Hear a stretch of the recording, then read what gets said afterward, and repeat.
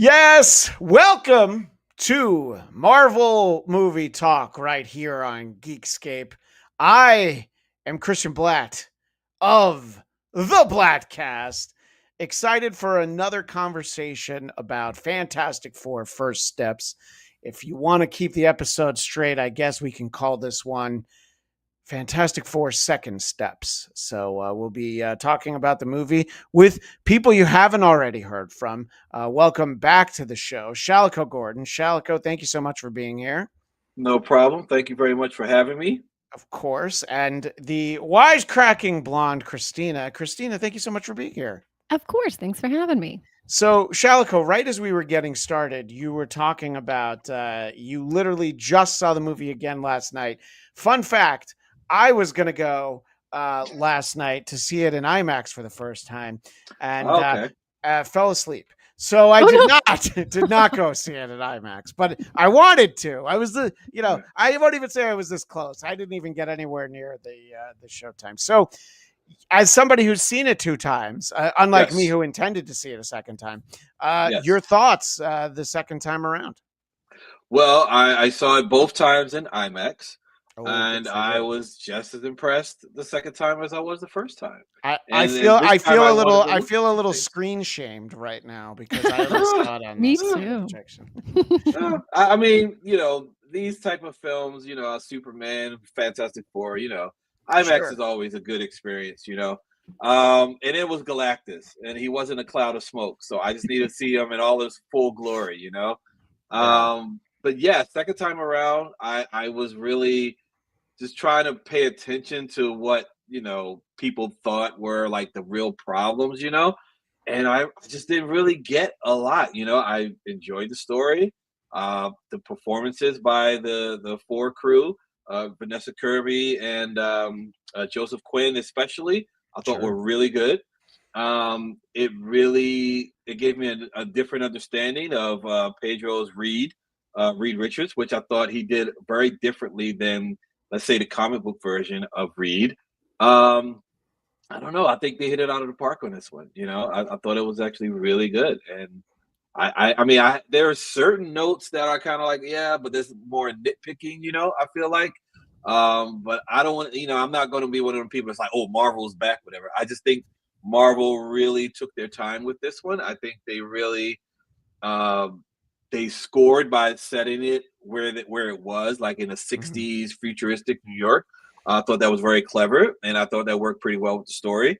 Um, I think my only critique, I guess, is that I would have liked to have seen like other villains, the Red Ghost, all of those Well, people. and just But to steal the mic from you for a second, they sure, shot sequences with John Malkovich as the Red yeah, Ghost and yeah, cut them out of the movie. I think that the movie flowed very well. I liked yeah, the way that we got the recap. They name checked Diablo. They name checked yeah, all these great yeah, early FF villains. I'm okay with it because I didn't need a 2.5 hour movie, but it's not like, Mhm. it's not like I wouldn't have appreciated it. right, We'll get into some of that stuff, but Christina, sure. I know that you saw it on a regular screen like I did. I know. So yeah, Like the but peasants. Yes. yeah, we don't have the pull to get that. Oh no, I could have last night, but when I saw it, well, Christina knows this. I mentioned I was down at Comic-Con and I was going to be damned if I was going to let some nerd spoil it for me. So I went Thursday night where my hotel was, a little bit more suburban, I guess. I think I was in Mission Valley, and Oh. great. But it was great to see it with a packed house. In an earlier conversation, I was talking about how there was this lady next to me, and she was also there by herself, but she was just like blown. You could tell she was a big fan. She was blown away by everything. She, Uh-huh. Right. especially when we get to talking about the end credit scene. It was, it was like I wonder if this lady needs her inhaler. So it's great. I always like to see it with a full house, but I'm not going to lie. There is something charming about the old Friday 10:30 a.m. screening that isn't full. That can be Mhm. fun in its own way. Yeah. What did you think, Christina? You know what? I'm just gonna go out on a limb. I'm gonna say Marvel is back with Thunderbolts, and then with this one, I think they're Yeah. going back to where the story is really important. I also think I think what Marvel does really well is like the ensemble cast, like buddy cop feeling stuff. Mhm. And I think they did a really good job of everybody was important in their own way, and it just kept you involved in all of the like subplots and the B plot lines and everything else that was happening. I Right. really liked it. I brought my husband and my stepson who's 21 and my son who's 13, and we all like got a little misty-eyed at the end, and I was like, oh, that's sort of my ideal movie is I leave like feeling all the emotions. Right. Right, exactly. And yeah, I think that you have that in common with my wife.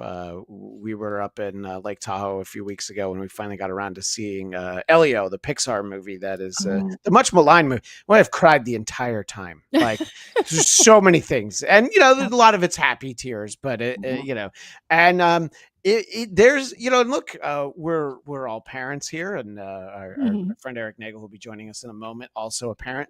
And I think there are definitely some of those themes that are going to connect to us, especially because it's like, you know, I mean, Sue gives that speech of, well, I'm not going to sacrifice my son for this planet, but I'm not going to sacrifice this planet for my son. And, you know, I think that this is the very strong, empowered Sue Storm that isn't necessarily the Sue Storm that Stanley and Jack Kirby put out there. This is the Sue Storm that's like, hey, you know, I'm in my 30s. I shouldn't be the invisible girl. Can I be the invisible woman now? And it's like, oh, and, you know, Reed's like, oh, I hadn't thought of that, but sure. Yeah, I guess that makes sense. I guess so. You know? Yeah.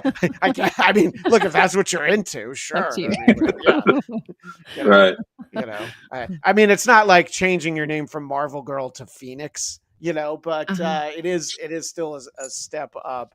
And, you know, Franklin, obviously, the potential, there's so many different things they can do with this character. And we know that he's important, obviously, because Galactus is like, look, I'm going to not eat your planet if you just let me have your kid. Right. Give me the baby. Yeah. Yeah. And I don't know. I mean, I can't imagine being put in that place as a parent, because you like, well, if the planet gets eaten, then we're all going to die. My kid's going to die anyway. I wouldn't, but I can understand, like, hang on a second. You know what, Galactus, can I get 5 on this and figure out, you know, but I don't know.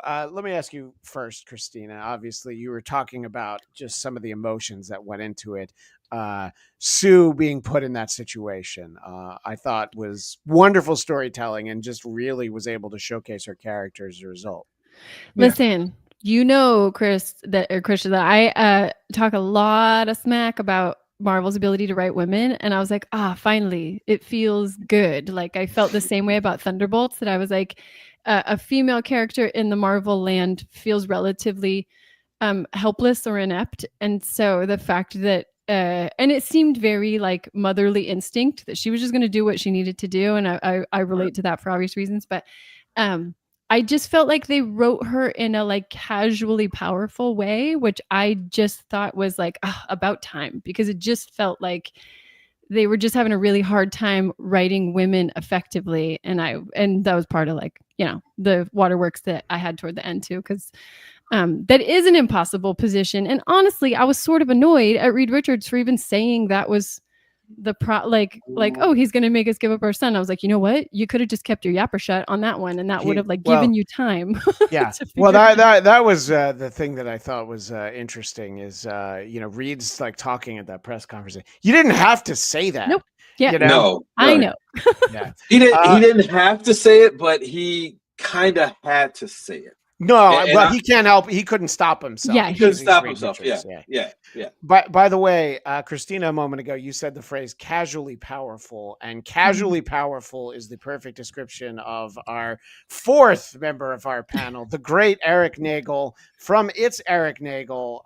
Thank you so much for being here today, sir. I am the thing of this panel. That's right. And, dang it, that was my role. Okay. Well, no, unfortunately by default. And look, Ivan Soto does ask a simple question. It wasn't always Invisible Woman. No, believe it or not, the character was around for a good 22, 23 years, still called Invisible Girl. And at some point, it was while John Byrne was headlining, it was like, you should probably be the Invisible Woman. And everybody's like, Yeah, okay. I mean, whatever. But Eric, we're just sort of talking kind of big picture reactions to the film, and I knew you had seen it. That's why I invited you. But I don't know that much about what you thought of it. So, just sort of overall, what your thoughts were, sir. Well, let me tell you how this was completely terrible. No, I'm kidding. Let's hear it. It was. I will say this. It's been a while since I really enjoyed a Marvel movie to this extent. Not that it's not completely perfect. There are some issues, but overall, walking out and going, I enjoyed this. I actually didn't really have a problem with this like I did with the fourth Captain America. I also like the Thunderbolts, which everyone says is terrible because it didn't hit this astronomical box office. So it's a failure, but I actually thought the movie was good. Like I did enjoy it. Agreed. Same with this, but for a different reason. They took a page out of the Wolverine Deadpool playbook where it was kind of self-contained. You know, where Deadpool's point of being in the void allowed it and made sense for multiple characters to show up in and out, and you didn't have to explain everybody and their whole backstories. It made sense. They took a page from that and go, hey, we're self-contained. We're in a different universe. Very minimal about other characters outside of the four, Galactus, Silver Surfer. I mean, the Mole Man shows up just as a small mention to move some pieces around. It's almost like in the monster movies, the humans are only there to move the monsters in play, and then you step back and watch, everything fall apart and the cities blow up. That's all he was there for. The self-containment, the isolation from everything else and where it's going to go to was great to start from that point. I overall, I would give it I hate rating scales and stuff, but if you had to, somewhere between 85 to 90. Percent of how much I actually enjoyed it. Yeah, I mean, I think that I agree with that assessment. And if we're talking about the Mole Man, shout out to Paul Walter Hauser, who's having a great couple of weeks because he's also in Naked Gun. A few months ago, he was in that Press Your Luck movie. So this is a good time for him. And, his role. No one's complaining about that. You go into the theater and there's 4 Pedro Pascal movies that everyone's complaining about. But this guy's all over the place. Everyone, oh, that's cool. We're good. That is a great point. Yeah. We were talking about, how John Malkovich's Red Ghost got cut out entirely. Paul Walter Hauser clearly had a bigger role at some point, but he was important. I want to see that scene. Yeah, me too. Because they made a mention of him. Which was, by the way, a great way to bring in multiple characters into an introductory property without having to see and show everybody. When they're on the balcony and they see the police drones go through the city and they go and they look at Reed and goes, oh, so you're working with the cops now, whatever. And he's like, hey, they paid me. I did my job, whatever. Yeah. And then he's just pointing out to the different aspects of the city, like they do in Manhattan, where you're like, oh, in Hell's Kitchen, that's, Daredevil's fighting with Kingpin over there. But then you go uptown, there's Luke Cage in Harlem and what have you. He's pointing out, he's like, you got the Wizard over, Red Ghost over here. You got the Wizard over here. Like he's pointing out the section. So of them. They might be in play. They may not. They may come up as a street level thing somewhere down the line. Right. But you're getting more of the history without it overbearing and too much and going like they really did these characters wrong. The nice mention of Red Ghost in that collective from the balcony. I want to see this scene. I don't think it is terrible. It might have been a thing that they cut it down for time. I don't know, but it could be something they add on when they bring it to Disney Plus. Like there's an extra feature. Here's the Red Ghost scene, or release it on YouTube at some point. Yeah. I mean, first for me, and I'm sorry, Chris, just to kind of break in on that, it's John Malkovich. Like how do you cut a John Malkovich scene, which is kind of nuts to me that you actually do that. But when looking at it the second time, I feel as though even though I really wanted to see it, I felt like the Galactus is such a scale, of course, physically and everything else, and just that type of character. Any other villain you threw in there wouldn't have measured up anyway, So I think that's part of the reason why they were like, all right, we can just focus on this one villain because he's Galactus, that we don't need to kind of throw all of these other guys in there. They could just be mentioned, Right. And I think that that's a good approach, Shalako. I think that as we are getting, reboots, reimaginings, the trend right now is, the origin. I mean, that really started with Tom Holland's Spider-Man. Now, granted, he shows up in Civil War, so they're not going to, like, there's a guy I know, let me tell you his origin. But I think just, kind of hitting the ground running, the new Superman, it was like, there was a little bit of a recap, but so many of the more recent movies is telling you the same story again and again and again. And I have said this on many shows. I don't ever need to see poor Thomas and Martha Wayne get murdered again. I've seen it so many times from so many different angles, so many different people respect. It's fine. You don't need to show us. We get it. We know what happened. He saw a bat fly through a window, so we put on the suit. Let's see him in the suit. So I do understand. And look, cutting John Malkovich out of a movie must not be that easy. I mean, from a creative standpoint. I definitely think that's going to show up somewhere. Unlike what Warner Brothers does, where they cut stuff out and just go for whatever reason, and then they never think to save it, or they try to use it as an insurance claim, like, we'll destroy the thing as long as you give us our money back and whatever. Disney will take it out for whatever reason, but it's never fully gone. They've cut cutscenes from other movies that we were not even aware of that showed up later in the down the line. There was cutscenes and other stuff in the time thing with Deadpool, where he's looking at the screens.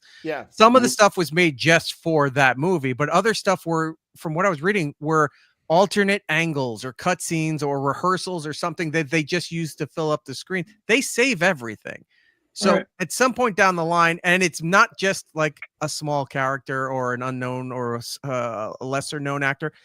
Like you said, it's John Malkovich. There's going to be enough of a buzz where they're going to release it as an Easter egg or something down the line. No, exactly. Well, and I think the fact that it was John Malkovich would make it distracting. Like, you're like, oh, they'll expose you to that thing, and then you'll never see it again the whole movie, and you'll be like, wait. So it's like, taking it out sort of streamlines. We saw him for 2 minutes, and then there's an hour 45 left of the movie. I want to see more of John Malkovich. Well, and that's why I think that the way that they handled Doom is perfect, because this is Galactus's movie. You throw Dr. Doom in the middle of it, and you're like, oh yeah, these are two huge A-level threats. I mean, I think that what they learned best from phase 1 is that Thanos is way in the background. Like, we're gonna get to him, don't worry. We don't need to rush. We don't need to Justice League this, where we're like gonna just put everything up against the wall. Or, to keep it Marvel, it's not the Sony second Amazing Spider-Man, where they set up 4 movies that have never been made. So I think it's just like, let's worry about this. I do like the self-contained nature. There were people that I was, that I knew had maybe fallen off a little bit, and I was like, you should check this one out. I think this one's good, and you don't have to have kept up. And I think having it in the 60s, I think goes a long way for it being so isolated. Now, judging from that post-credit scene in Thunderbolts, I assumed Galactus ate this Earth. I was just like, okay, and then they run away because they're like, we're sorry we failed you, but we have a way out of here. So we're there's 5 parachutes. One of them's baby sized, and Herbie doesn't need one. So we're going to get out of here, but we're sorry that we let him eat the planet. So I was legitimately surprised, and Christina, we're talking about Sue's abilities and her being such a strong character. The fact that Sue literally pushes him into that wormhole, I think is, it's very intentional to be like, let's not forget that she does a lot more than just turn invisible. Yeah, it's interesting because in our house, we have this argument of every character is like the strongest character. They're like, oh, this, like the Scarlet Witch or whatever, is like, oh, they're so strong, but then you put them against Thanos and suddenly she gets like knocked out in one punch. Like, it's she's so easily disposed of. So then when you see them actually putting their money where their mouth is, it's so like, okay, I knew you were capable of this thing. I get excited to actually see it happen. What she's talking about, though, and I'm glad you brought that up. That's a wrestling technique where you can be so overpowered. Where, I mean, the classic example was Hulk Hogan, where he would get so hulked up, he never sold. That was the big thing for his character. At the end, he didn't take the finishing moves, he didn't take the punches, whatever. That ending, the ending of Endgame, where Captain Marvel should have easily kicked the shit out of Thanos. that was like, well, we have so many people in here. We got to power her down here, but raise her up here. Like, it's not consistent. It was just so that you get to see everybody and what have you. Here, what you're talking about with her and Thanos comes off like a good video game. You see the ultimate boss early in the first level, either to tell the story or set up there, but then you don't see him again till like World 9. You know, you got to go through everything else. So the fact that he was here to set this up, she got him out of there. This is one of the issues I had. I don't think she should have been able to that easily get him out of there, because considering what his entity is, but to put him out of touch, you know, he's where on the other side of the universe, I think they said. Yeah, he'll come back somewhere along the line and be in like an amazing celestial threat to not just them, to the planet, but to who knows what happens with Doomsday and Secret Wars and all that stuff. Yeah. He's got to show up, because he can't go out that easy. But was it easy though? Right. I mean, she literally died pushing him through a wormhole. And right.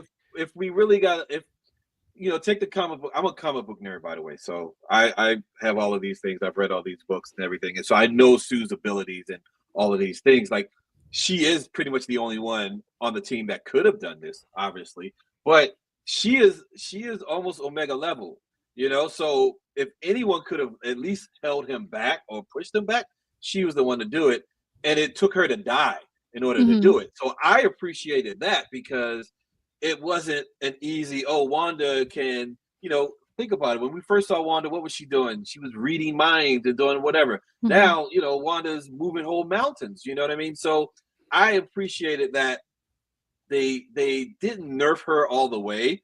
You know, like Franklin, you know, the term nerf, they're going to have to kind of bring their powers down. Right. Franklin's going to have to get nerfed at some point. You know, we all know that. Yeah. We all know who Franklin is.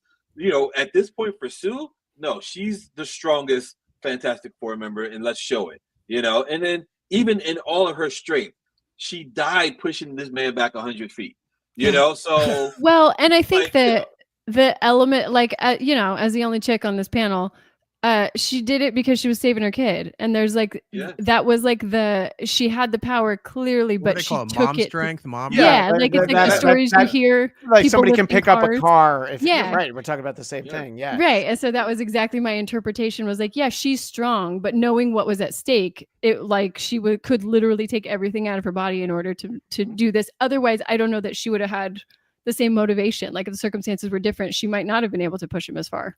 Right. And to Shalako's point, let's not forget that when we first meet Scarlet Witch, one of the many things that she did is have that terrible accent that magically disappeared.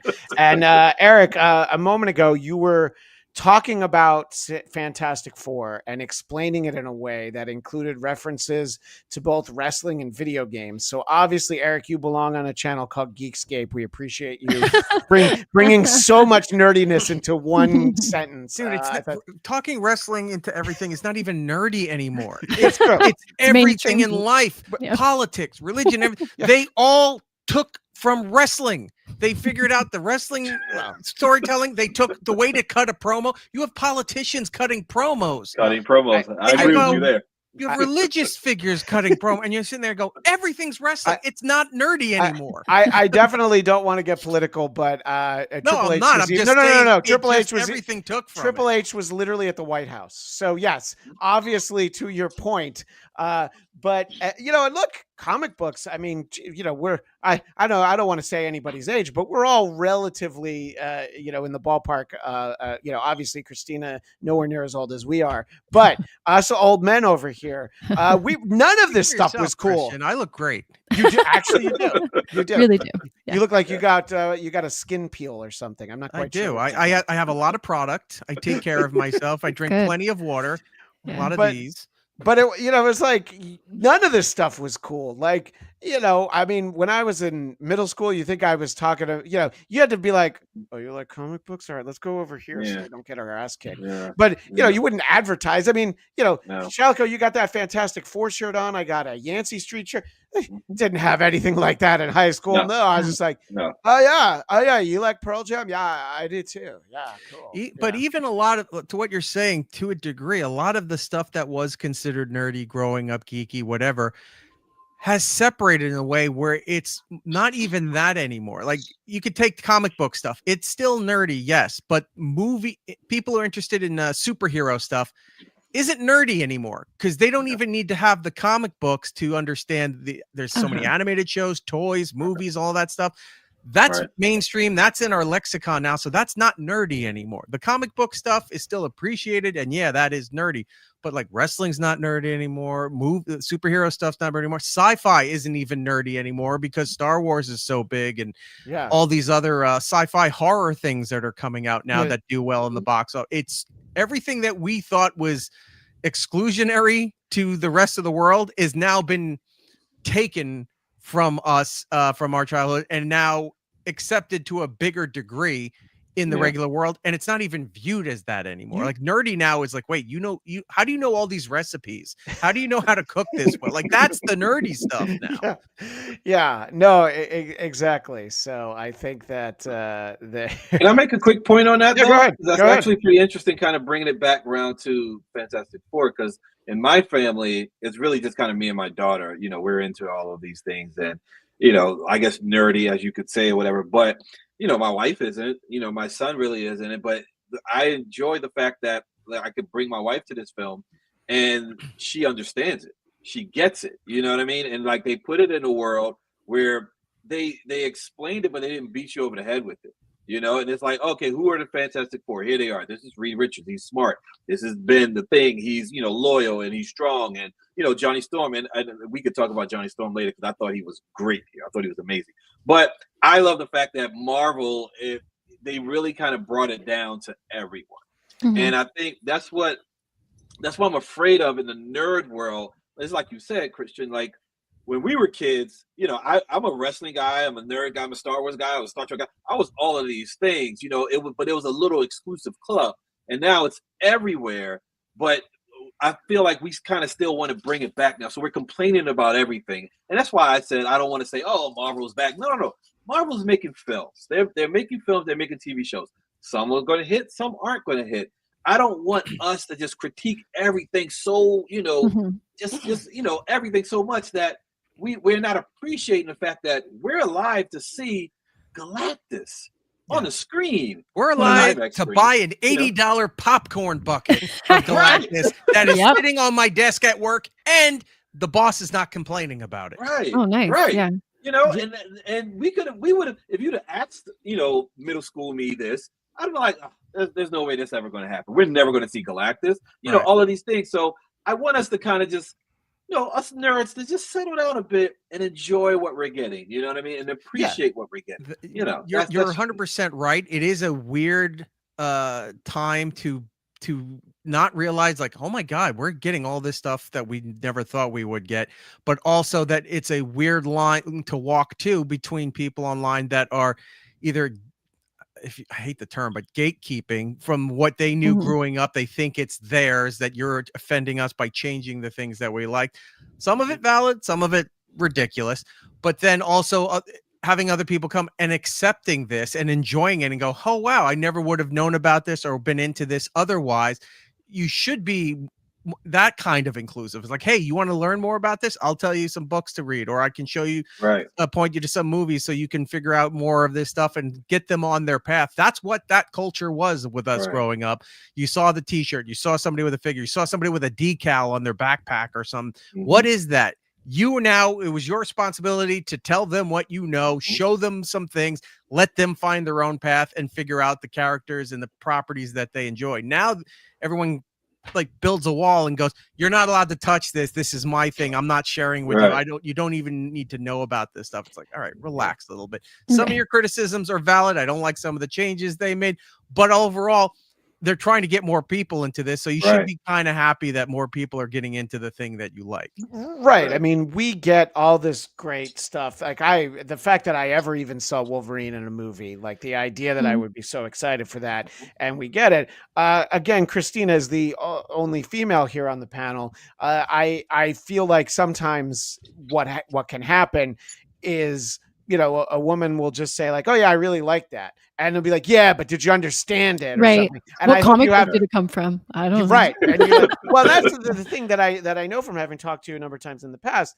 You enjoy these movies and these TV shows. You don't have a background in the comic books, and the whole point is you don't need to. I mean, Right. the example I always use is, when I guess at one point you were allowed to enjoy Harry Potter movies, and my wife used to go see them, and her friends would be like, "Oh, but did you understand this? Because you didn't read the book." She's like, "Well, I didn't read the book, so I don't know what was missing." Right. So Yeah. it's like, Just experience that You thing didn't as know that about thing, and it's Dolby and his okay. whole oppression of his race and all this. It's like, no, it wasn't in the movie. Nope, and I'm I'll still go back okay. and read it now, but Yeah. that's not my fault. I didn't read the books and didn't know about this stuff. Yeah, Right. it's interesting because I see the same thing happening right now with Dungeons and Dragons. And because my husband and I play Dungeons and Dragons together, we have a Dungeons and Dragons podcast. Like, it's clearly becoming very mainstream. And he started out just like real hardcore geeking out, doing the Tiz thing where he was like just deeply invested in figuring out how to play and all that cool stuff. And then now it's just everywhere. High school, my kids' middle school has a Dungeons and Dragons group. Like, it's just becoming such a mainstream thing. So it's a weird thing to take ownership of, like a pastime or a book you read or something that like somehow it belonged to you. Because even as somebody who's an avid reader, how I interpret the book is always different than how somebody else interprets the book. So it's weird to like possess the interpretation and be like, oh, they didn't do a good job. For example, Twilight, trash series of movies, but the books were really good. And so you never know. And so either you appreciate the output or you don't. But it's really weird when people take ownership of a thing that's not even theirs to own. Well, and I think that when the Twilight movies came out, the one takeaway we all had was like, that guy's going to be Batman one day. We all knew. Everybody that was knew that. yeah. And It was the sparkles. Christina, please take a moment to say the name of the Dungeons and Dragons podcast you and your husband knew. You and your husband do this. This is news to me. I didn't even know about this. This is a channel where people will appreciate that. Yes, we are still in the recording phase, so nothing is out yet. But it's called Heroes and Hexes. And so we are running our current campaign. We're actually wrapping that up. And then we're running a one shot for a friend who just wrote a book. So we're creating a one shot around the world from his book. And that's going to be sort of the go forward, as like find a cool piece of lore or whatever, and then build a one shot around it. Well, I wanted you to promote that now because I'm going to try to remember at the end, but I want to make sure to get the word out there. By the way, where you have a pen and paper next to you, Christian, you can write. Well, here's the problem. I don't have a pen, and that is why I'm asking it. We have a celebrity in the chat, the great trucker Andy from the All Apologies podcast. Hello. Didn't see it yet, but wanted to say hi. I think, Andy, we've talked Marvel before. In fact, the episode of All Apologies that I was on, we did talk about Marvel. So check out the All Apologies podcast, wherever podcasts are found. See, I thought he was talking about her podcast. I'm like, she just said it's I not know. out yet. So I read that's it the why you same haven't way. seen it yet. Andy hasn't hasn't seen that yet either. So I don't want to go down the rabbit hole, but Ivan Soto, how was wrestling ever nerdy? There's just a point where it's expected that you should have outgrown that. I mean, and that's kind of not just for wrestling. That's for a lot of things. I mean, before we started, I was telling Shalako how excited I was that I was at Comic-Con, San Diego Comic-Con, and I was on a panel celebrating the 40th anniversary of Weird Al Yankovic's Dare to Be Stupid. So if you want to think that there's things that people might be like, you didn't outgrow that? No, there's a lot of stuff I didn't outgrow. And again, about this being, the best timeline, it's okay to not outgrow any of this stuff. Yeah. Sorry. Go ahead.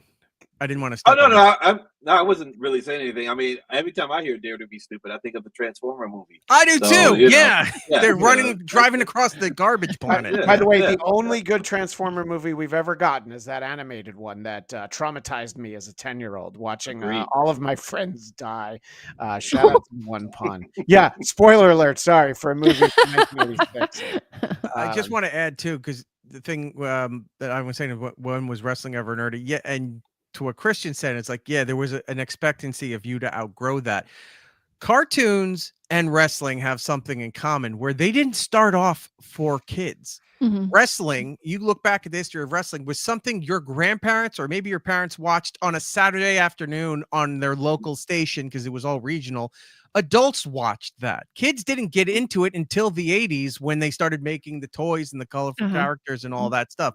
Cartoons didn't start off for kids. They were part of newsreels when you would go to a theater all day and sit there. Like if you look back at the early Disney stuff or the early Warner Brothers cartoons, guns getting chopped by axes, a lot of war references and stuff. That was for people who were sitting at a theater all day, and that was part of your entertainment. Then it became about the kids when there was kids movies. It was on television. So it's weird how all these things, it's like, oh, that's nerdy, that's kid stuff. Look at the history of any of that. It started as an adult concept, found a financial audience with the kids, and then went to the other way where now everybody who grew up with it, now everyone can enjoy it. Great. Right. And you're allowed to like things is what I'm saying. Well, yeah, no, you're absolutely allowed to like things. And you don't have to know everything about everything. You know, it helps, it's okay. But you don't have to. No. I mean, look, there's times I'm very proud when I know everything about everything. It's like, oh, I know who that character is. I'm like, oh, I know who that's going to be, you know, and all that. But no one's impressed with my knowledge because. But can I say, go ahead, Shalako, to that point, though? That's why I was very impressed with Pedro's interpretation of Reed Richards, because I'm not a gatekeeper, and I'm not even the biggest FF fan, but I have a stack of FF books. Reed is he knows it all. Reed knows everything, and Reed's ready to solve it. And whenever there's a problem, Reed hops up. And he's like, I have the answer. And, you guys follow my way, which is why. He's always, butting heads with like T'Challa or Tony Stark or something, other geniuses. And this one, I felt like, and I had a conversation with my daughter about, like, Reed just felt a little bit kind of autistic in a way. Yeah, a little bit. There was a little bit about him, and I love that though. I thought that was it's a part of, like, we don't see Reed stretch a lot. We see everyone else's powers more than we see even Reed use his powers. Like, so this is really his power, but it's also a burden for him, and he explained that to her where he's like, I don't wonder and I don't dream. I think about the problems because I have to solve the problem, and I thought that was a really, really great interpretation of him. And I thought Pedro did such a good job with that.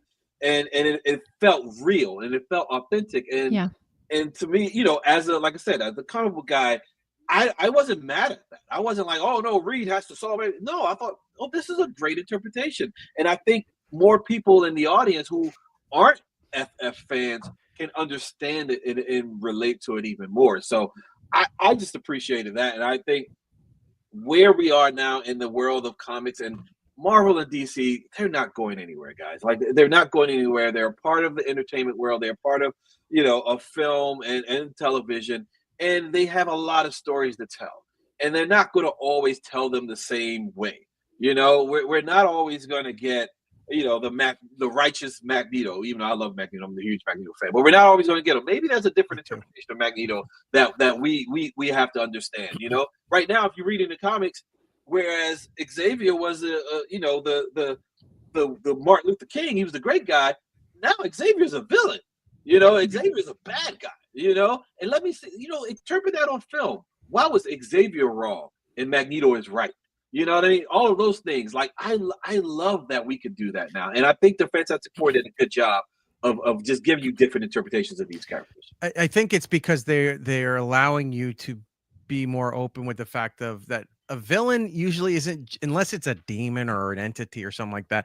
A villain has an origin where something happened that made them think a certain way, and they honestly believe they're right.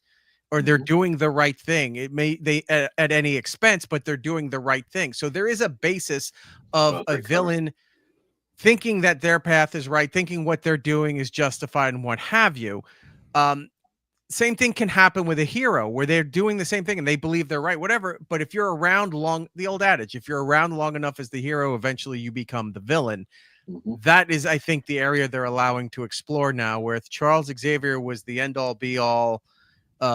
Everything for the X-Men during a time when X-Men was supposed to be reflecting racism and oppression and all those things of where those stories started. Now not that those things aren't here, but there are other issues that go along with the world besides those. And what was the right way to do things at first is like standing in and watching time go by and never changing. And that's where Xavier's starting to become more of because he's like, I'll control it, I'll fix it. Nobody likes the guy that's gonna fix and do everything all by himself without including everybody else in it. So well, and I think that was the plot line of Civil War too, where it was like you were like, yeah, Cap, I agree, and then you were like, yeah, Iron Man, I agree, and they were fighting each other, and you were like, wait, no, I see. Yeah, you had to pick that sides. They flipped sides so easily, and the line is just hedgy depending on. But I, with the Reed Richards interpretation, I loved it, and I didn't read the comic books, so I didn't know. I knew what the other movies had shown, which wasn't great in my opinion. And when I saw Pedro Pascal was cast, I was like, oh, dude, like, why is he in every movie? And I feel like the casting notice was the same time as the Gladiator 2 casting notice. And I was like, come on, dude, like, why is he in everything? It's not going to fit. And I hated him in Gladiator 2. And I saw him in this and I was like, oh no, I felt like he played it just right. And I appreciated, I don't feel like he did know everything. I feel like that he was constantly like, I don't know, man. Like, I'm just running the numbers. I'm trying to figure it out. And the fact that he didn't have the answer was so endearing. And it made me trust him more because he wasn't just like, yeah, this is the answer. He was like, I don't know, man. I've run the numbers 1,000 times. I still don't know. That's a great observation, because if you know enough about Reed Richards, he was this brainiac, knows how to do it. He doesn't really have a lot of depth to him as a person, other than he's smart, he's always right, and he can stretch. You know, he has the superpowers with it too.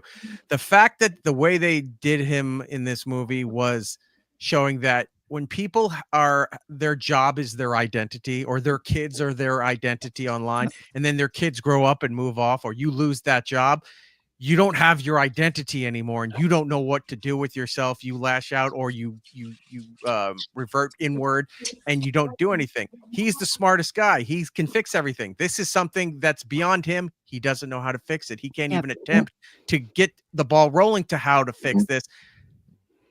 He turns into that guy. He's like, I don't know what to do anymore. It's like he's doubting himself. He's looking inward. And he's like, what am I becoming? If I can't do this, who am I? Well, I'm not important anymore. He's unraveling at a time when he should be ramping up. And I think that's an interesting way, because if they keep this going for more movies, it's going to get tiresome quick. Like, this was a growth period for him. He needs to snap out in the next thing and then start joining everybody else and figuring all this shit out and kicking ass. Yeah, I think that the thing that they were focusing on without focusing on was what happens to people when they have kids, and how it completely changes your sense of security about the world and all the things you thought you knew. And he was so confident. Yeah. You didn't have fear before. Suddenly now you have a baby, and now everything's terrifying. Yeah. And there's an entire life that's depending on you. And suddenly you were so sure about things before. And now you're like, would I bet their life on it? I don't know. I don't know if I would. Right. Because there's go ahead. Sorry, Christina. No, I just interpreted his messiness more as like, I'm a new parent. I don't know what I'm doing. And she was sort of the same, but in more like, Sue was more steadfast about the like, well, I don't know what I'm doing, but I know what I'm going to do. And he was just more of like, this is all foreign to me, that I no longer have control over my outcomes in the situation that I'm in. And there is now something outside of my body that I'm responsible for. And I just felt like that was part of the chaos. Yeah, and I mean, I think that's the idea. You know, it's like, okay, well, you know, you get married and you're not quite as selfish, but then when you have a kid, you're like, oh, I can't gamble with, you know, my life, or in Reed Richards' case, every life on the planet. You know, he still has to consider it. And yes, he is firmly on the spectrum more than any other Reed Richards that we've had before.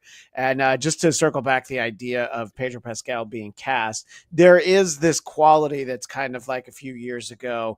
It felt like every job on television, either Ryan Seacrest or Steve Harvey took those jobs, and there were no jobs for anyone else except for those two. And he's taken roles in a lot of movies, but I'll say he's pretty great at everything. You know, really good. He's really good. Yeah. Really good.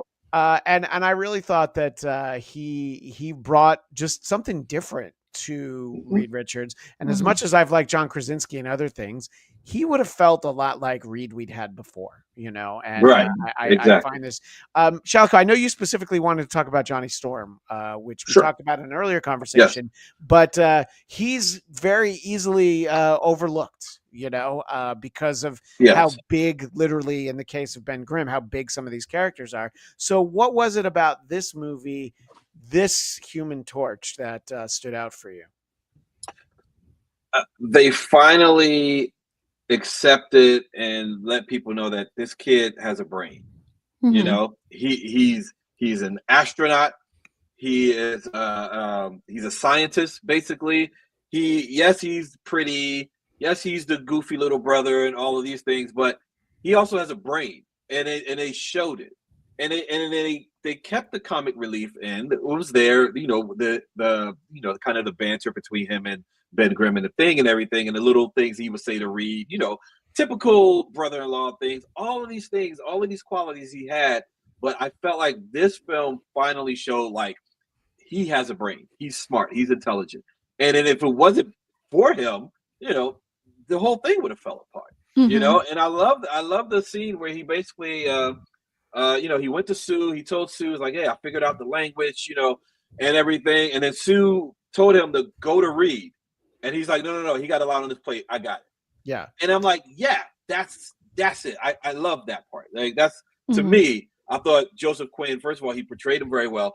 And you were worried about, you know, Pedro Pascal. I was worried about Joseph Quinn. I'm like, oh, okay, all right, what are we doing here? You know, but he killed it. He was great. Yeah. He was great. And the way Chris Evans in particular played Johnny Storm in those two movies is very much the takeaway from if you casually read Fantastic Four, or it's more if you saw them show up in crossovers and maybe you didn't read their books. Like, oh yeah, he's that guy. He's the pretty boy. He's literally the hothead, and he's usually going to fall in love with an alien. You know, I mean, he's got a real Captain Kirk quality to him in that way. So I thought that was actually really interesting that he's like, you know, he's doing like the Charlie from It's Always Sunny in Philadelphia. He's got like the whole board, and he's got all this. He's like, this means something, you know? Like from Close Encounters. You know, he's like trying to get the bottom of it. And I thought that it was a different take on everybody. I don't know, I really appreciated it. I thought that and by the way, let's talk a little bit about Julia Garner as the Silver Surfer, which was a little bit divisive because it was a female Silver Surfer, despite the fact that we've had female Silver Surfers. And this of course being, you know, she's the love of Norrin Radd, the real Silver Surfer. And there's not by real, I mean the original. And I think a lot of people, we were talking not that long ago, the idea is like, when we get Silver Surfer in a way where he's going to be the main character, that's going to be Norrin Radd. And that's probably why they did that. I don't think the movie is any different if it is Norrin Radd there. I feel like the same thing happens, you know, really there's anything different. So I just thought it was interesting. Did anyone take anything away, good or bad, about Silver Surfer in this? I honestly, I didn't think it mattered. Yeah, like good or bad. I like, she was there to like, she's that little beacon that comes to announce, you know, Galactus is coming, and then, you know, her little hero attempt at the end, or self-recognition that it's like, I need to do something towards the end. But otherwise, like, there wasn't anything special about her version of the Surfer. It wasn't anything negative about her version of the Surfer. I'm like, she was there, but that was about it. I really had nothing on her. She wasn't that dramatic. She wasn't anything that would have made a difference based on the old comics and stuff, where a personality was coming through. It was too early to even know much about it. Even the flashback, which I heard was one of those emergency scenes that they reshot or whatever for her being on the, what was that quick flashback? It was like 6-8 seconds of her on the ocean and all that happened. Right. none of it mattered. So I mean, I can understand people. It's different than what my normal experience was. It's not what I was used to, but also it wasn't detrimental either. I don't think it really mattered. I do think that there's like one moment that probably told us everything we needed to know about the character, which was when Johnny puts his hand on the surfboard. It's, okay, well, I'm going to have to show you now that I was trying to be nice, but you don't touch my board. Any surfer's going to tell you, hey, don't touch my board. I felt like you were going to say something, Christina. Yeah, well, I know it's 2025 and people can do whatever they want, but as a love interest character for Johnny, I feel like it was sort of implied that she'd have to be a woman, because otherwise that storyline is totally different. Yeah, that's true. But yeah. then they would have wanted to see something else. By the way, Ivan Soto again in the chat. I do not understand people wanting Johnny to be a womanizer even after establishing he's been a superhero for 4 years. It's a ridiculous complaint. I'm sorry. I mean, look, we can all think of people who, they have one album out and all of a sudden, they throw everything out the window. You get one shot on the Tonight Show back when that was something that mattered. So yeah, being a superhero and being famous in this way, I mean, they're doing this, this talk show, and fans of Doctor Who would recognize Mark Gatiss there, obviously also from Sherlock, but he was made up so weird. I was like, pretty sure that's him, but he didn't quite look like. But I love there's just this idea that they're celebrities because they're the only superheroes in this world, at least at this point. So I think that's like, well, yeah, that is the way people would react, So I don't know. I kind of like that. And, Johnny's a good looking guy. He's the right age. He's not tied down or anything.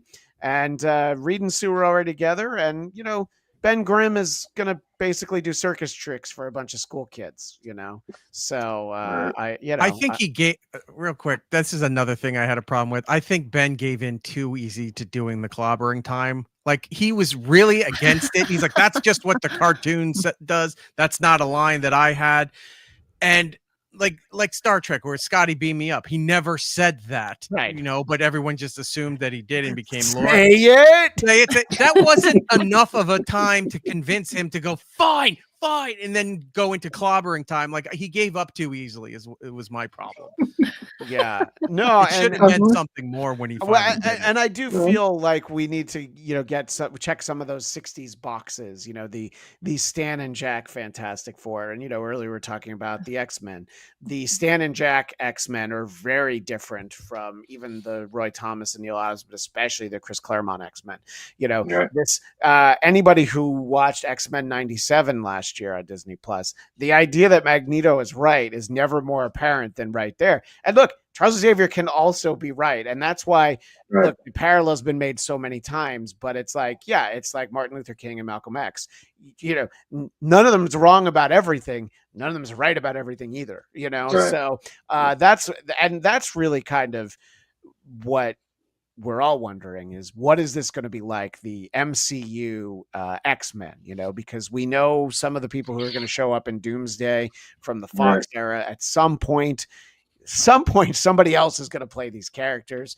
I mean, they even did the reboot and then they still found a way to keep Patrick Stewart and Suri and McKellen. And I gotta say, based on the recent news about what they were saying about X-Men, I'm glad they're finally starting to realize that this is a franchise within a franchise within a franchise. X-Men, right? It's its own gigantic world. It's like Spider-Man. It's its own franchise within all of this, all these characters. The fact that they announced, it said, we're going with newer, younger actors. Good, because that's what they did with Avengers in this whole lead up. Chris Evans and Chris Hemsworth were kind of Chris Evans more than Hemsworth, but they weren't really big names or anything. And then they became that as time went on, so they could play that character for as long as they did. Doing this with the X-Men and not getting massive names of actors in their 40s and 50s coming in here, where you're looking to plan this out for another decade and a half. This guy will age out of the role so fast because it takes so long to make these movies and put them out.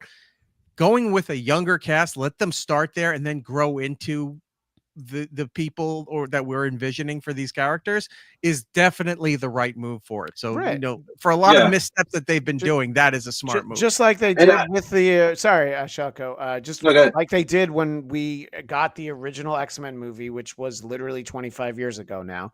I mean, no one knew who Hugh Jackman was, even the casting director, because that was supposed to be Doug Ray Scott. So then eventually they're like, oh, we got to get somebody else. And obviously, he grows into the role of Wolverine, and he's not really the way you think about Wolverine. I mean, one of the times that I interviewed Chris Claremont, he said in his mind, Wolverine, the perfect actor to have played him would have been Bob Hoskins, who people know from Who Framed Roger Rabbit. He's not built like Wolverine, but he's the right height. So it's, so we think about these things. I mean, you could do Daniel Radcliffe as Wolverine. He's about the same look and height for all of that. I'd be interested in that. What were you going to say, Shalako? No, I was just thinking, I think Fantastic Four's success is a positive for the precursor for the X-Men world now. I'm not sure, I don't question Feige. I'm not exactly sure what he's going to do, because if you're going to introduce them in the modern, I guess, 616 MCU, you got to establish that there was some type of mutant gene that already happened, and we're starting literally fresh off the bat. Miss Marvel is a mutant. They said, they discovered, okay, Miss Marvel's a mutant. Now we have to discover other little mutants, and then we bring in this guy, Charles Xavier. You can do it that way, or because even though the now defunct Kang, we have us in the multiverse, you can put them in their own other place, And because this next conflict, this Doomsday conflict, clearly is going to still be a multiversal conflict. By the way, we can get to that. That's where I think the ship is coming to this world, because the whole multiversal conflict. But I think it's clearly going to be a multiversal conflict. You can just establish them now in their own world and then still start from the beginning. And I think because Fantastic Four kind of proved that we can do that, I have high hopes for the reboot of the X-Men. I think it's going to be really, really cool. Well, this seems like a good time to talk about what's next. And, we do have, we alluded to it earlier, we do have sort of this great end credits. Well, that's a mid-credit scene. The end credit is the end credit was terrible. Because I knew there was, that's what I hate, is you can look it up to see when there is something, or our mutual friend David Brody he always lets everybody know whether there's an end credit or not. So I knew it was there. And then I was like, oh, was that? And they really need to. I'm still for the credit scenes. It's exciting, especially if you know that something's coming. But the very end of the credit scene needs to stop. Because what they do is the movie ends. You have the animated credits, right? Then it goes into the regular traditional credits for technical and all that other stuff. Between the animated credits and the official credits, do a cut scene. Then in the middle of the official credits, do another scene if you want. Skip the 5 minutes of where you're looking at the Korean crew and the Asian crew and the Australian crew and the Canadian crew, all that stuff, to get to the thing where they just showed you a cartoon clip. Spoiler, sorry. But you're just sitting there and you go, I waited all that time for that. Well, over the weekend, I took my son and daughter and a friend of theirs to see The Bad Guys 2, and I had looked it up, and there's an end credit scene that is just like one line from the movie repeated, and they were all like, that wasn't worth it. I'm like, well, I asked if you wanted to stay. So it's a valuable lesson that I think even the next generation is finding. They're great. Just shift them up. That's it. Shift them up a step and you're fine. It's perfect. Keep doing it. So, Christina, obviously, there was a big news a year ago that Robert Downey Jr. would be Dr. Doom, and then we see Doom from behind. And, this is a character who has shown up in previous Fantastic Four movies, so you'd probably have some familiarity. But maybe you didn't gasp like the lady next to me in the theater. I did, actually. Okay.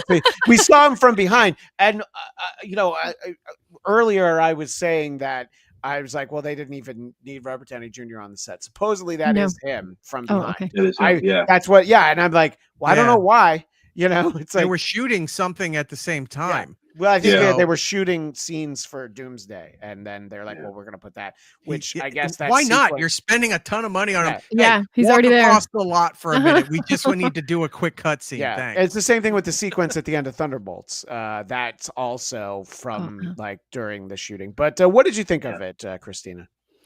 I am sort of obsessed with the idea that they're bringing Robert Downey Jr. back as that character, because I know that it's obviously they're already working through the lore. They know how they're going to integrate it. Like, they knew people weren't going to buy it, so they had to find a, especially after Iron Man has this like amazing death in Endgame, they knew that they had to do something if they were going to make this look legit. And so I'm excited to see what they came up with. I read all the theories and I watch all the TikToks about all the theories about how he's coming back and how it would make sense, but I'm excited to see what they do with it.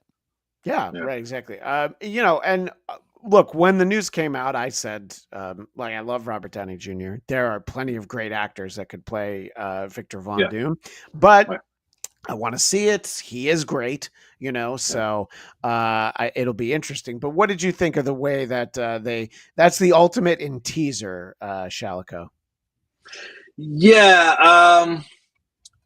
I always go to this in Feige I trust, you know, like I trust Feige, and he's not going to throw something that big out, and the Russos in this case, they're not going to throw something that big out and it's not going to mean anything. I like, me personally, I think that's going to be the start of the Doomsday film. You know, the next that's one that's coming. Like, that scene is kind of like that beginning scene, or is going to play a role in that. I didn't mind it. I thought it was cool. Like I said, we know who Franklin is. We know Franklin's ability. And if you don't know who Franklin is, you saw it basically in that film. I mean, an infant resurrected a woman. So clearly he has insane power. So what would draw Dr. Doom there is this kid. And so I thought that would be a great way to start, because now you can even say, in just my little fan theory mind, maybe Doom is grabbing him to use him as a multiversal traveler, or to get to Loki or whatever at the end of time. All of these things that Doom could use Franklin's powers for, it makes sense that he would go to him and say, okay, I need this kid. So I didn't mind it. I saw, of course, the basically the texture change, so you knew it was the Russos directing the scene. So it was like an add-on to the film itself, which didn't bother me like it bothered a lot of other people. I trust them. At least right now, I trust them. I have no reason not to trust them. So I think they're going to do well by it, and I wasn't mad at it. I love the fact that Robert was there, because Robert is clearly a Marvel fan. Marvel is him, and he wants to be a part of that world and contribute to it. So I was really happy about that as well. I think those scenes are a nod to the OGs who do read the comic books, who are geeky about the lore, because it reminds me of at the end of Infinity War when I forget his name, Samuel L. Jackson's character, Nick Fury Nick Fury reaches out to Captain Marvel, but you just see the icon on whatever his beeper from 1985. I don't know, but you see the icon, and if you didn't know that was the Captain Marvel icon, you wouldn't know. And so they sort of like play. If you didn't know that was Dr. Doom, you wouldn't know. And so they're playing into the people who know and who are like, "Oh shit, okay, sorry." Like, yeah, that's it would have Dr. been Doom. Terrible if she walked into the living room, saw him touch the kid touching him, and then she goes, "Dr. Doom," and then it cuts to black. Like, I'm spoon feeding this. Yeah. So I think they put that in there for the people who are diehards, who are like, "Oh, I know who that is," and you can share it or don't, but it's one of those like, "Oh, if you know, you know." Right. And I mean, that is the moment, you know, like if I hadn't known, I'm like, wait, who's that? That lady next to me in the theater would have told me that's Victor Von Doom. He's the monarch of Latveria, and she would tell me what their best exports are, and first appearance, Fantastic Four #5. Yeah, she had told me all that, but I knew all that. Okay, so. okay. Yeah, we know it was you, Christian, doing that. This woman in the theater. We know it was me. Yeah. So, Eric, I want to ask you kind of the same thing. So we're getting that, and obviously Doomsday into Secret Wars are kind of the big things. What do you feel about the momentum that is rolling downhill for? I think this is building. I think this is building up a lot of good momentum from the little bits that we were allowed to see, and especially San Diego Comic-Con last year, which, by the way, no one gave a shit about anything this year because there really wasn't much coming out this year. There was a Weird Al Yankovic panel that people were that was all the rage. That went viral across the world. There's a lot of talk about it. Everybody was talking about it. But last year, they revealed Robert Downey Jr., they revealed the Russo brothers is back. They cut to above the from Petco State. Yeah, they pretended that they still wanted to make a Blade movie last year. I'm Well, that's kidding. true. I would love to see that movie. They're but still yeah. going to pretend to do that. It'll come sometime. Yeah. You saw. Whoops, sorry. You saw over the convention center over the bay there. You saw the big Galactus drone show and like it went all. There was nothing this year, but from this movie and everything else, there's a lot to go. There's a lot of momentum. There's a lot of I think possible renewed interest, if not faith, that they might course correct Phase 5 into where they're going with Phase 6. I think it's also they're realizing is like, crap, we got to get back to the, if it essentially it wasn't broken, so they fixed it and now it's broken. Mhm. They're trying to go back and fix what they broke that wasn't broken. And get is like, well, we got Robert Downey Jr. back. We got the Russo's brothers back. We got a 2-parter Avengers movie, which we've never done before. We're going to have all the properties minus, who knows if Spider-Man's showing up in this, but all the properties that we all own are finally going to come together in some way, shape, or form. This is the big build up to WrestleMania that everybody's been waiting for, because they just bought ECW and WCW. This is what the invasion angle should have been. And we're going to see it now. And now WWE is going to be on ESPN. So yes, it's that's a whole other problem. I know. That's a whole other thing. Wait, the Ocho or the actual? You guys seem... Just the Ocho. Yeah, thank you. It's a great question, Christina. I'm glad you asked.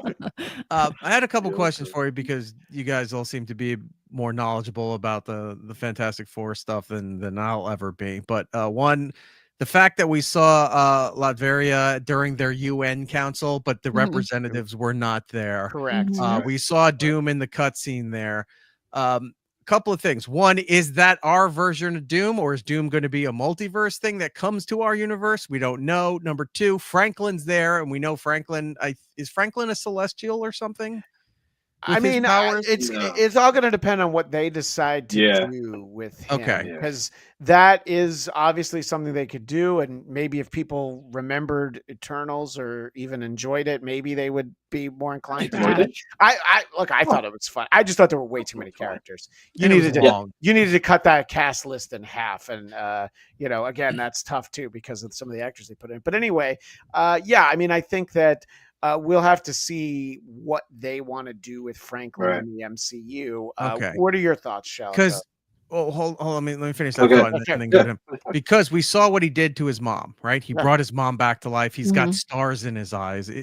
When that happened, all I kept thinking of was the end of 2001: A Space Odyssey, when Dave goes, "Oh my God, it's full of stars." Like that's what that kid is. He's touching Doom's face. You see the kid in there. So is that going to be why we don't see Doom all messed up? We're going to see Doom as Robert Downey Jr. because the kid touched him. I think so. Yeah. So those were questions I had, and then the final question was, did you notice they reused part of the Daredevil Wolverine set in the movie? Deadpool Wolverine and it's the same, the city block. Yes, it's the same city block, except the difference was the one end is that Jewish school where Ben lifted up the car to impress the kids, but where he's walking past, the place he got the cookies was the same place at the end where they were eating the whatever the food was that they said the Avengers invented. Shawarma. At the end of the movie, they were eating their stuff.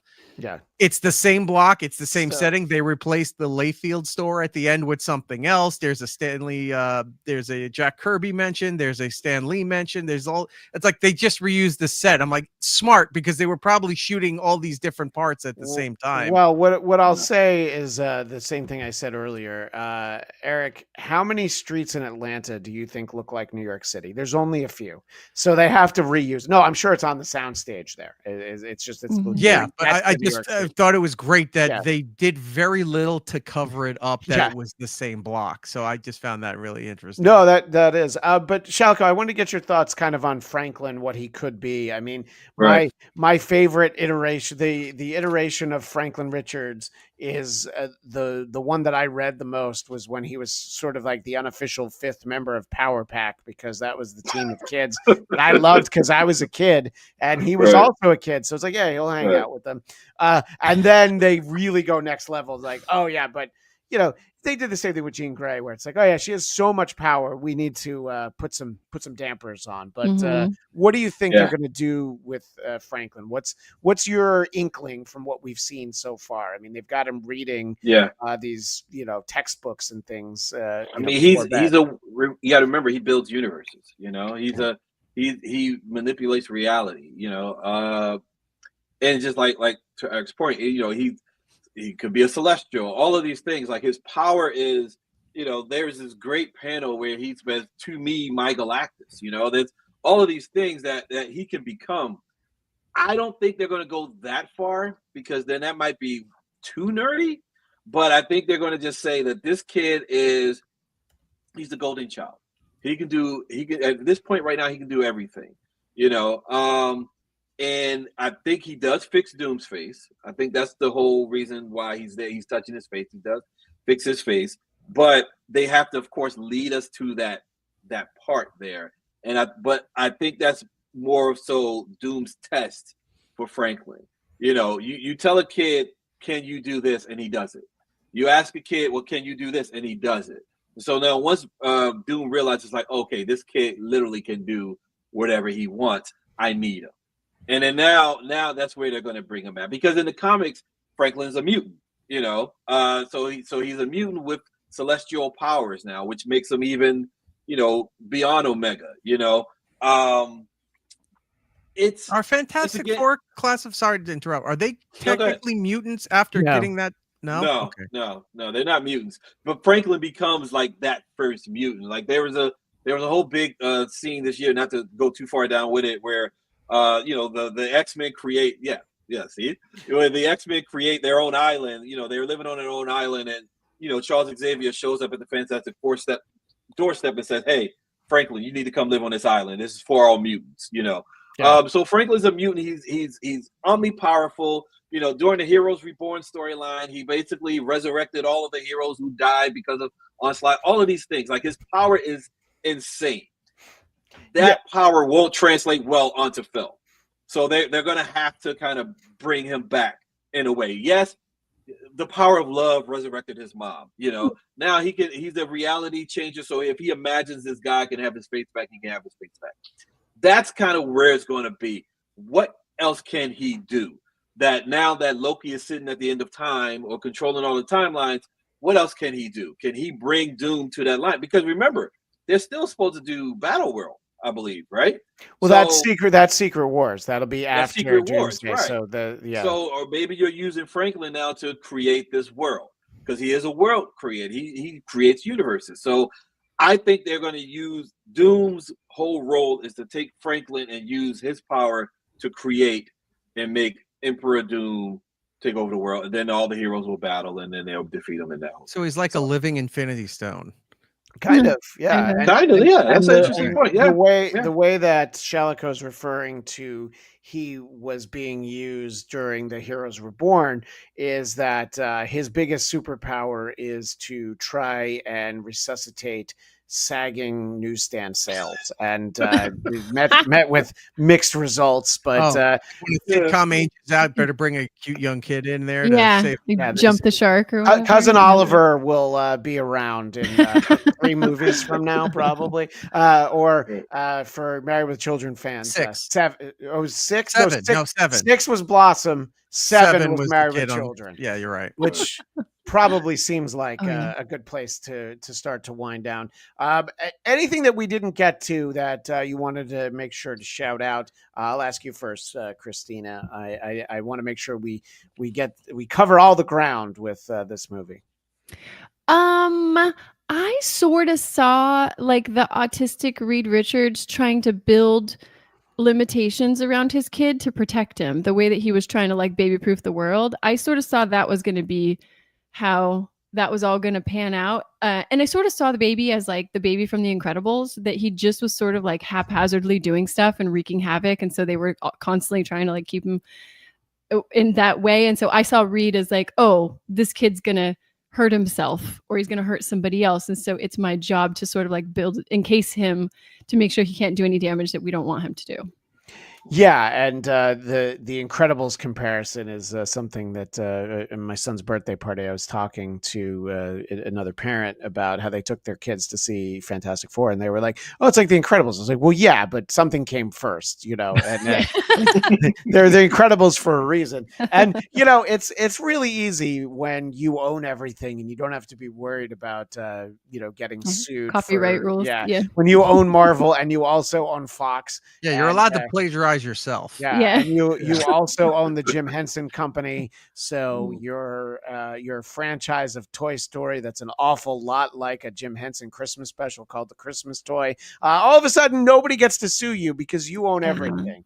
So, I think that it'll be interesting to kind of see these limitations, because that is what you need to do with these uber powerful characters, because it's cool to see. It's like, all right, but what next, you know? Right. So Well, and all the X-Men have some like relatively simple, like, oh, just put Magneto in a clear plastic box. Oh, just put a metal helmet on and now they can't hurt you. Like, it's just such right. a like randomly obscure thing that defeats them.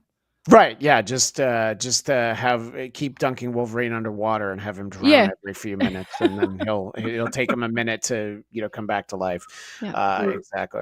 Well, I have very much enjoyed talking about this movie, and you know, there are people judging it based on the box office, which I always think is a terrible indication. Ridiculous. Now, Yeah. obviously, people will certainly you know, praise a movie that does really well. It seems like it's doing well. It maybe isn't the $1 billion film just yet that they want it to be. You could say the same thing for the new Superman. I think that, you know, and Feige talks about in terms of Thunderbolts, they thought they made a good movie. It just didn't connect with audiences the way that they hoped it would. They made a great movie. That's all you can worry about. It's like, just tell a good story, and people will find it. And if they don't, just keep telling more great stories. So Erik Nagel, if people want to see you tell great stories, where can they find some of that content? You could find me wherever Christian's doing a show and they don't have a guest in the last minute. I'll be there to fill in. Same. But you can also find my show on iHeartRadio, Apple, Spotify, any of the places that you get podcasts if you don't join us live. It's Erik Nagel is the name of the show. We're live on YouTube and on Twitch, and then it goes out on the radio the following day. So you can watch the show live, come join us, and then goes out nationwide through iHeart the next day. And clips, videos, all that stuff, all on our YouTube channel at It's Erik Nagel. And earlier today, I saw that you were on the great Who Are These podcasts while being played clips that I pulled this morning. So I was the Howard Stern clips from this morning. But for specifically for a friend of ours, I feel like we need to shout out on your mic arm there. You have the the potato. You have the Cardiff Electric sticker, which I didn't realize until literally right now. And you know, check him out. Check out Cardiff Electric if you like Motley Crue and the making fun of Stuttering John. That is definitely that's I just want to, before we finish up here, I want to point out that let me get the angle right. Her screen right there. I've thoroughly enjoyed her background. It looks like one of those 3D art images. I've been staring at it, waiting to see a schooner or something pop out of it. It's the number 11. Actually, this is like a red-green color blindness test. So if you don't see it, you're colorblind. Well, I'm partially then, because all I see is red and pink. There you go. Yeah. Shalako, what would you like people to know about if they want to continue the conversation on Fantastic Four? Maybe they want to know what you thought about Superman. Sure.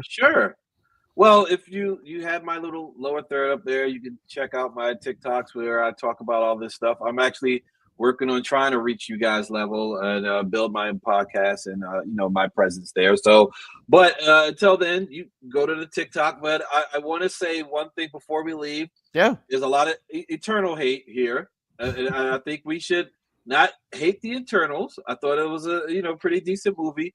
We should thank them because of the fact that the Celestial Arishem, this is who they gave us, because he worked, we got Galactus. We got a real Galactus. We got the size Galactus, and it all worked.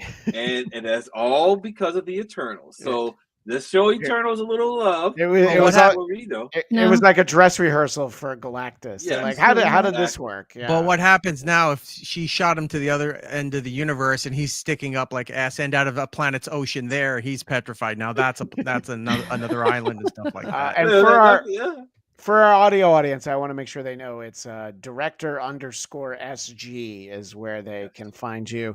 And I remembered, Christina, you have the upcoming Dungeons and Dragons podcast, but you also have some other content that people might want to look for. I do. And you know what? You reminded me, I wanted to pitch. So for the Heroes and Hexes that we're putting out, we're getting some really cool voice actors to come on and do the one shot. We're getting Magneto from X-Men 27 and a couple of the folks from the Justice League cartoon and some of the San Diego local voice actors. So I'm really excited about that. Anywho, you can also find me at Wisecracking Blonde just about anywhere. I do dumb comedy skits. I have a dumb podcast that I do. It's all fun and light. And in the chat, this is referring to his own background. Ivan Soto says Franklin's biggest weakness will be not knowing Spanish. Now, look, obviously, you can see that his father has, a certain ethnic background. But what I'm going to say about Franklin is that he knows Spanish, French, Latin, Greek. He probably knows Klingon at this point. He's going to know he's going to know all the languages, so you don't have to worry about it.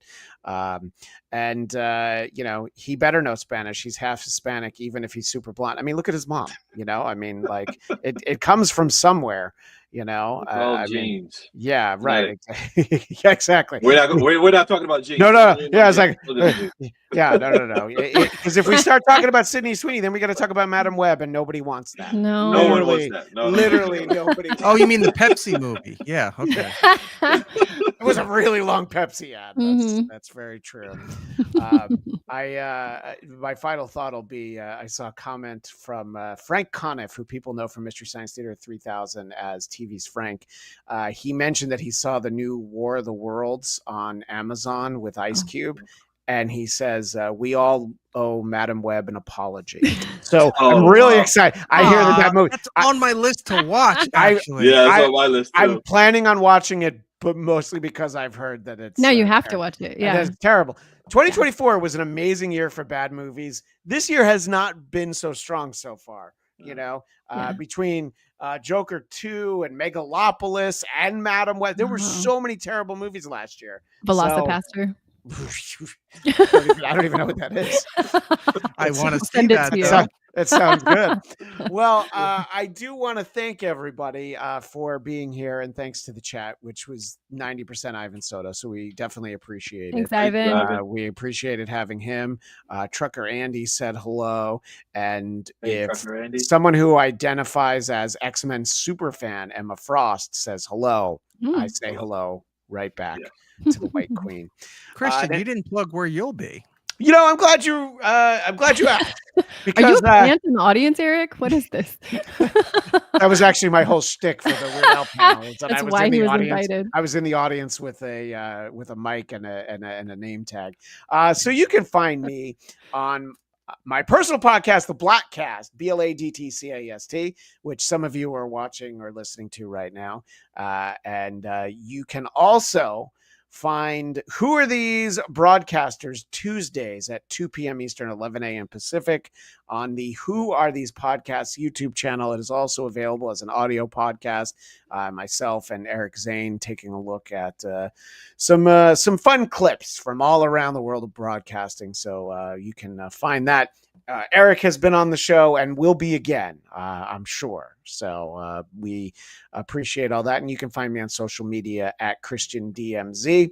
And some people will turn up their nose and be like, oh, you're still on Twitter? I was like, well, yeah. When 4,000 people follow me on Blue Sky, maybe I'll start using Blue Sky more. But I think I have like 12. So, follow me there if you want me to stop using Twitter. In any case, that is all the time we have for now. As the great Stan Lee would say, Excelsior!